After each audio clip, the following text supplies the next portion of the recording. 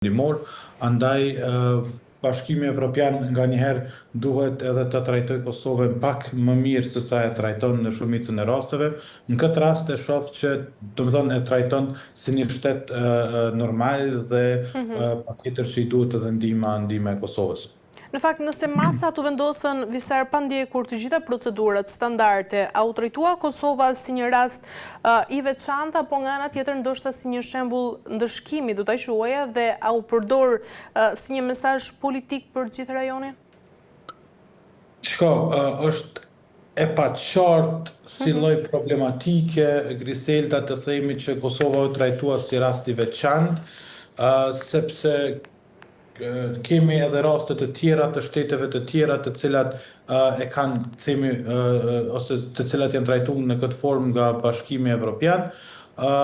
Po besoj që masa duhet të shërbejnë si mesazh për qeverinë e Republikës Kosovës këtë të tashmen dhe asaj e cila vjen tash e të cilat do të vinë në vitet në vazhdim.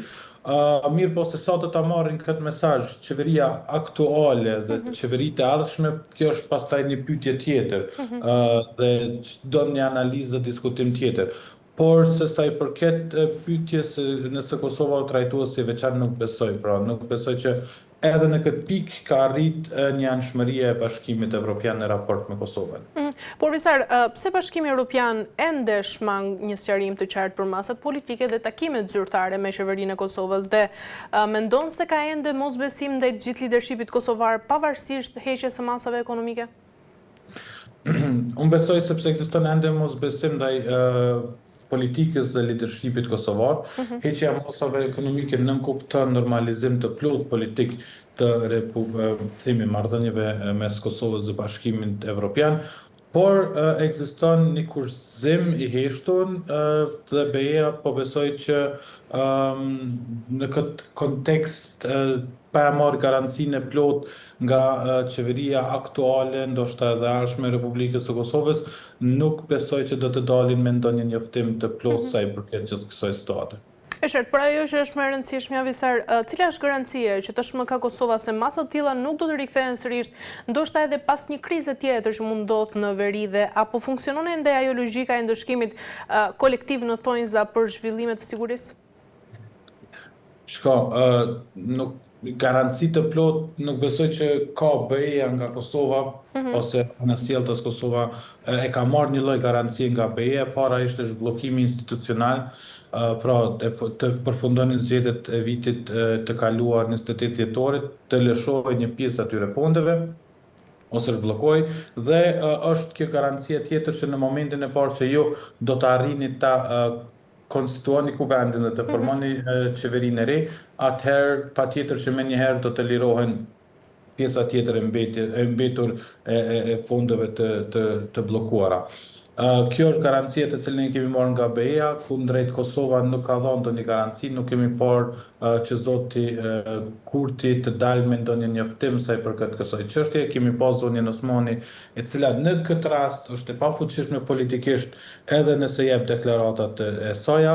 Prandaj Griselda unë e shoh të njanshme garanci nga Bashkimi Evropian, po jo edhe nga Kosova.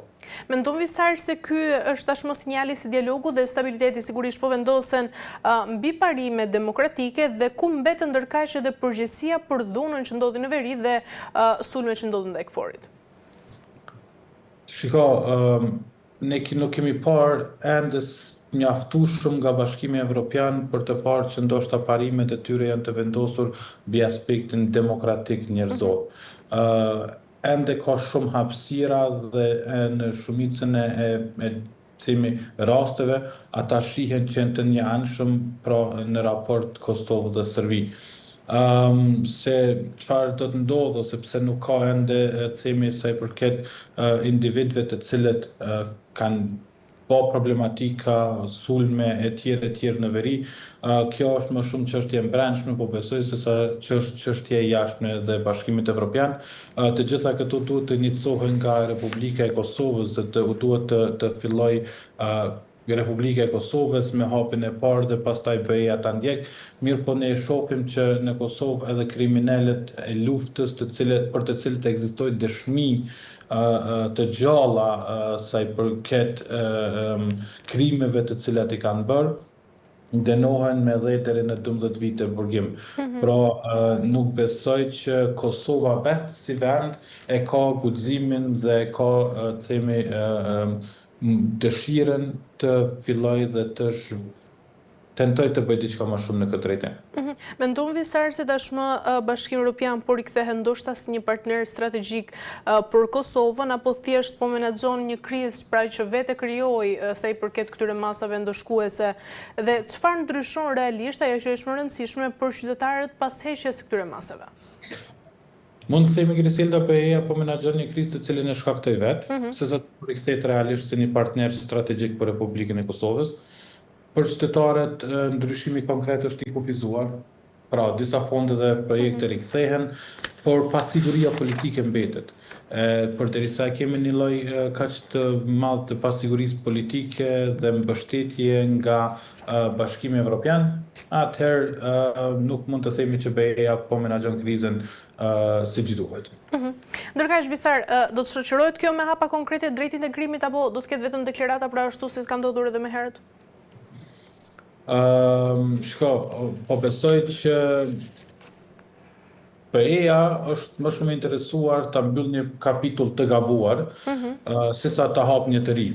Pa hapa konkret drejt integrimit, kjo mbetet vetëm një nivel deklaratash politike të cilat vijnë nga Bashkimi Evropian, por nuk shoh diçka konkrete në këtë drejtim. E qartë. Mirë, Visar, ndërkaq unë doja të ndalesha pak edhe tek gjeopolitika, pra sa i përket marrëdhënies së Iranit dhe SHBA-s, një mundësi për të ulur tensionet dhe për të shmangur një luftë tashmë rajonale, duket se po hapet pra nga informacionet e fundit që ne kemi marrë. Raportohet se të premten pritet një takim i nivelit të lartë mes Shteteve të Bashkuara dhe Iranit në Stamboll. Si e sheh Visar, pse është zgjedhur pikërisht Stambolli për këtë përballje të ndjeshme diplomatike? Besoj që Stambolli u zgjo për shkak të pozicionimit të tij në neutral, lidhjet e Turqisë me të dy palët dhe kapacitetit të garantuar në diskrecionin politik i japin mundësi Turqisë që një farforme të jetë organizatore e një takimi me nivele kaq të larta. Ndërkaq Visar, Turqia ka shfaqur sigurisht me vite me radhë aftësi të ndërmjetësimit në linjën e mesme, duke mbajtur kështu edhe kanale komunikimi me të dyja palët. Mendon se po shndrohet tashmë Turqia në negociatorin kyç sa i përket Washingtonit dhe Teheranit? Unë e shoh Turqinë, Stambollin si vendin ku mund të shmanget lufta, por ku edhe tensionet mund të testohen deri në maksimum, sepse gjithçka varet nga dëshmëria dhe kompromiset ku Turqia ka dëshmuar për vitet e tëna që sa i përket gatishmërisë dhe kompromiseve nuk bën fort lojra as politike, dhe në këtë rast e shoh si goxha të fuqishme në raport edhe me të dyja shtetet. Mendon Visar se në këtë situatë të tensionuar tashmë çdo hap diplomatik mund të shmangë ose ndoshta të nxjerrë edhe një konflikt ushtarak rajonal? Erdogani po luan një rol pragmatik në gjithë këtë situatë, duke synuar rritjen e peshës gjeopolitike të Turqisë.